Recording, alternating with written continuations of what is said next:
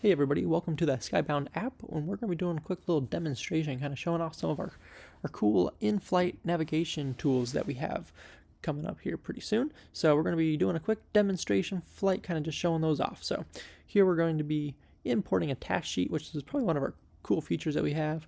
This is a disclaimer saying, hey, if you fly to the wrong target, that's on you. So here we're going to show that it parsed all of those targets out, found the location, the baggy color, what type of task it was. This one's maximum distance. So we're going to zoom in on where this one was.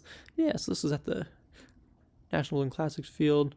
This is a very irregular shaped scoring area, so we already have a pre-made scoring area that we can just drop in right there. But if you don't, click Draw New, plot your way around, save it, use it for future reference. So this next task 4 uses the same target. It knew that and overlaid the same scoring area. So those last couple are hesitation walls, which we'll get back to here at the end. So this one, pre-flight, this will kind of just show you where your targets are. You can hop up to the top left, click measure, and kind of figure out where you want to take off.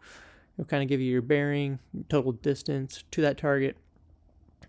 And I don't really show it here, but you can click that set takeoff and it will notify your crew where you're planning to take off in the SkyBound app that they have. And all they have to do is hit start chase, and in the app, doesn't take you anywhere else. It will just give them directions right there. Really slick, easy to use, and yeah, we're going to be making some big improvements to that here soon as well. So we're going to start our flight. So this is just a replay of a flight that happened a couple years ago with that task sheet that we analyzed. So we're going to be flying here towards that first target, which there it is. So we got that orange dotted line, which is going to be our bearing line straight to that target, which looks like to be about a 132, 133, somewhere in there right now. And then we got that blue dotted line, which is our projection line, just giving us our current heading that we're currently cruising at there. So bottom left, wind profiler, which takes your average direction as you're flying and kind of saves that for future reference. So you can come back to it and be like, hey, I need to get a little bit of left right here. And I can come down and find that. Now, hopefully it's still there when you come down and find it, but you never know. So here I'm just going to be kind of showing that you can change your projection line, make it a solid, make it dashed, make it thick, make it thin, whatever you want. So customize it to whatever you want it to look like. So we are cruising across the field, looking pretty good.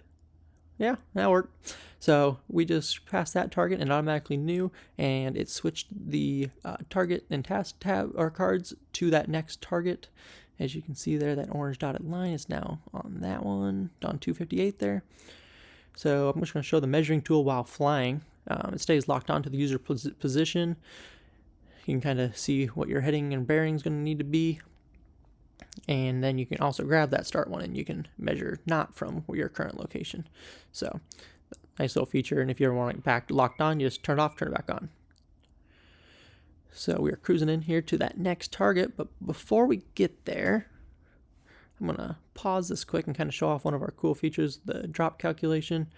So this takes you the average winds in your wind profile and kind of maps out if you were to drop your baggie at this moment where it would land. So we're still working on it, and we'll be tuning that one up here once we can get out and do some more flying. So coming into that third target, and I don't know who was flying this day, but yeah, they need to work on that one. They missed that one by 300 feet. So yeah, always room for improvement. But hey, all right, next target, we're heading towards the hesitation waltz ones, and it chose the one that was the closest to the user's location, which winds didn't work out for that one, but you can just easily switch over to that other target and get the information you need for that. This is just demonstrating you can quick toggle between the different targets on both the left and right cards there. Kind of zoom in. You see that green dotted circle? That's the 300-foot radius that was stated in the task sheet. This was a really fun flight. Fun day. Just enough wind to get you where you needed. And a lot of steering. So there we go. So now finish up your last task and you need to find a landing spot. And then instead of telling your crew, hey, I'm going to land by that hay bale I landed by 2 years ago, you can just click on the map. They would get a notification on their app saying, hey, pilot chose their landing spot, and they could hit start chase and it'll take them right there. So pretty handy for both pilots and crew. So thank you, and we'll have more videos coming.